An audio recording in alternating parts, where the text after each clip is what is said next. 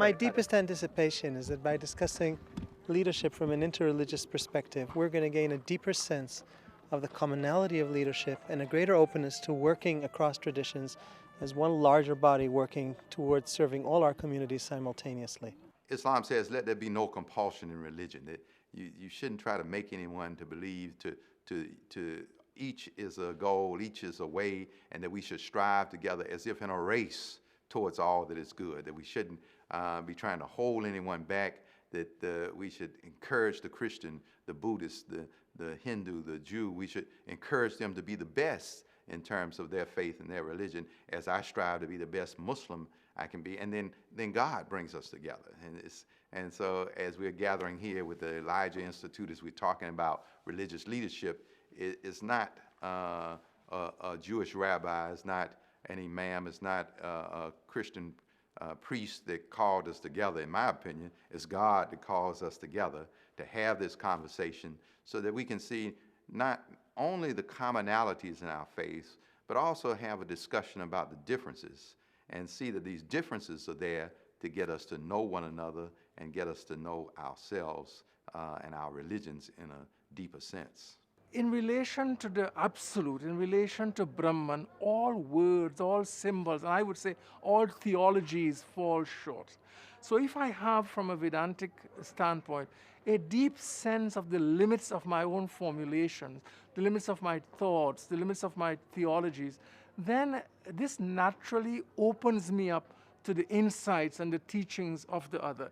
It is only if I claim absoluteness for my own teachings, my own formulation, my own definition, that I am closed to being instructed, to learning from the other. But when I have a sense of the limits of my own understanding, even though I'm committed to it, but I'm committed with a sense of its limits, then I think I can be open to the wisdom of the other. I can be open to learning and meaningfully being enriched by my encounter with the other.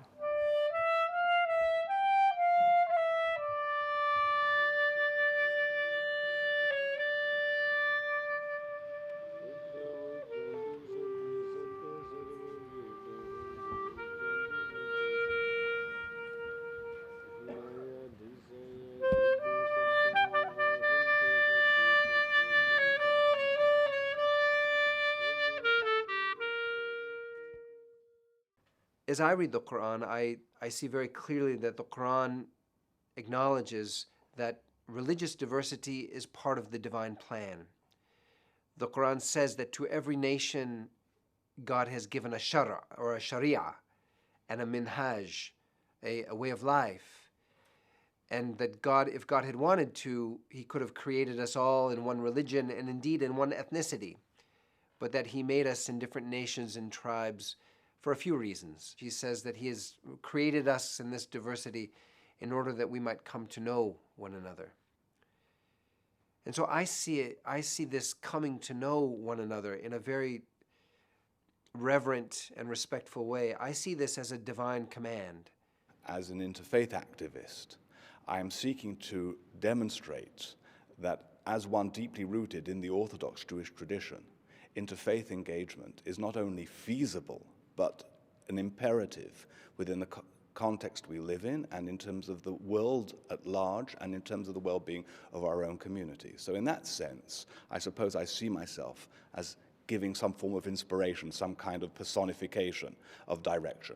And so the passage that we were talking about over dinner last night is this Quranic passage where it says, addresses the Christians and the Jews quite specifically in saying, Ya Ahl al-Kitab, O peoples of the book, Lastum ala shay, that you stand upon nothing until you raise up the Torah and the Gospels and that which has been revealed to you from your Lord.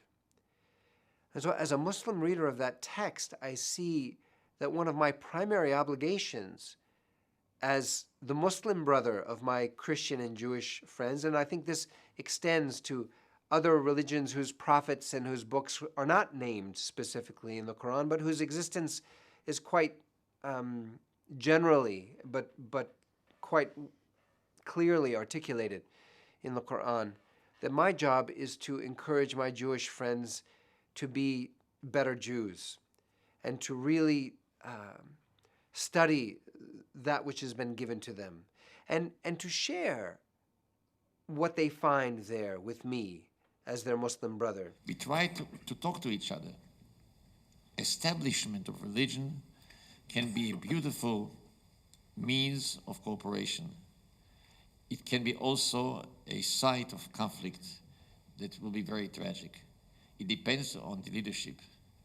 And if this coming together will build up the understanding that there is no need to fight, there's enough space for all of us, and there's one God in which we believe, and to pray to Him, prayer is not taking away from anybody else. And so, as a Muslim then, I see my primary role in these interfaith gatherings is to affirm and to encourage my Jewish, Christian, Hindu, Muslim, Sikh, Baha'i friends to better manifest, to better understand, to better illumine for others that which they believe God has given them. And I think this is a sacred obligation. And as I encourage them to do so, they give me the opportunity to fulfill this divine command of coming to know them. You know, that as even there was a Sufi sheikh who was with us last night who quoted this other Quranic verse, and he said, you know, the Quran did not say that I created you diversely in all of these nations and tribes so that you fight each other, so that you dominate each other, so that you strip one another of your human rights, but that so you might come to know one another. And so as I come to know you, and as I come to know my brothers and sisters in other traditions, I come to know a little bit more fully God's will for us here, and the mystery of God's self-disclosure to every nation and tribe in their own language and in their own way. In my opinion, you can't make a model for every place in the world.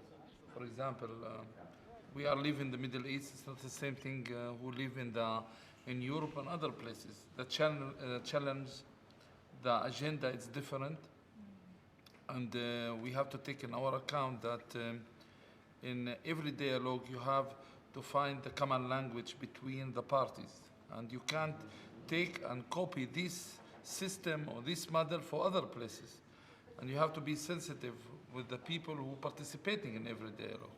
That's Shanti Sarvam Shanti Shantireva Shanti Sama Shanti Redhi Om Shanti Tudbene Avarana Sojai Tatgora Sokha Vekhalya. Buddha was not a Buddhist, you know.